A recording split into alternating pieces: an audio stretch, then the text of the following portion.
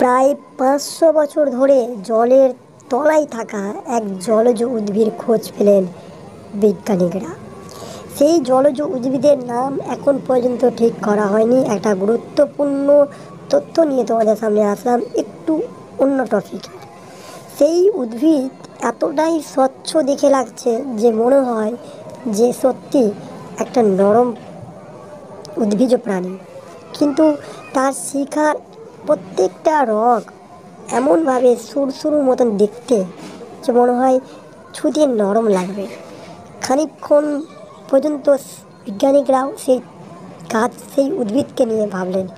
সেই জলজ প্রাণী এতটাই ভয়ঙ্কর যে তার কাছাকাছি পৌঁছে গেলেই কোনো মানুষ, কোনো প্রাণী এবং কোনো জলজ প্রাণীও যদি তার কাছে তার সংস্পর্শে আসে তাহলে মারা যায়।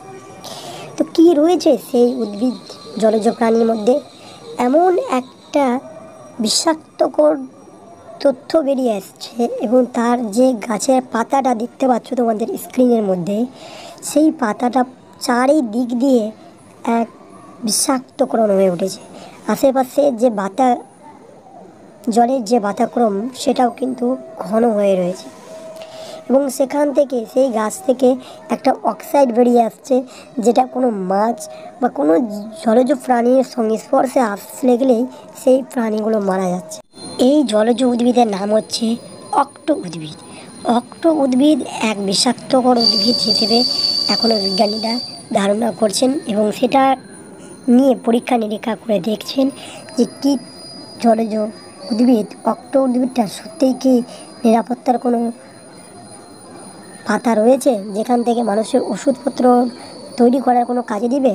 হতে পারে যে সেখান থেকেও কোনো ওষুধ বা কোনো তথ্য বেরিয়ে আসতে পারে।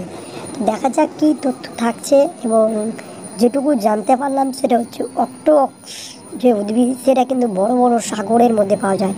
এই উদ্ভিদটা পাওয়া গেছে অ্যান্টার্কটিকা মহাদেশের আটলান্টিক সমুদ্র মহাসাগরের ভিতরে। এতটাই গভীরে পাওয়া গেছে যে আজ পর্যন্ত সেই গভীরতার মাপের মধ্যে দিয়ে কোনো বিজ্ঞানীরা এখন পর্যন্ত সেখানে যায়নি। এই প্রথমবার গেছে এবং যাওয়ার পরে এই উদ্ভিদের কিছু সন্ধান পেয়েছে। কারণ গেছে অনেকবার কিন্তু তার ভিতরে গভীরে যেতে পারেনি, বারে বারে রিটার্ন করে ঘুরে আসতো। তো এবার যখন গেছে নিচে, তো সেইখান থেকে যে বিষাক্ত একটা অক্সাইড উঠে আসছে, সেই অক্সাইডের জন্য তারা কিছুক্ষণের জন্য নিজেকে সামলে রেখে যখন যে দেখে যে অক্সাইডটা কোথায় দেখে, তো এই উদ্ভিদ যে কিছু যেমন উদ্ভিদ অক্সিজেন ছাড়ে এবং কার্বন ডাই অক্সাইড নেই, সেরকম এই অক্সিজেনের মধ্যে দিয়ে ছাড়ে যেমন, সেরকম অক্সাইড সে পরিত্যাগ করে এবং সেই অক্সাইডটাই খুব ভয়ঙ্কর হয়ে উঠেছে। জলবায়ুর আশেপাশটা মোটামুটি খুব সুন্দর, কিন্তু এতটাই অক্সাইড যে অন্য কোনো জীব বা উদ্ভিদ ছাড়া যদি কোনো প্রাণী যায় তাহলে সে প্রাণীটা খানিকক্ষণের মধ্যেই মরে যায়।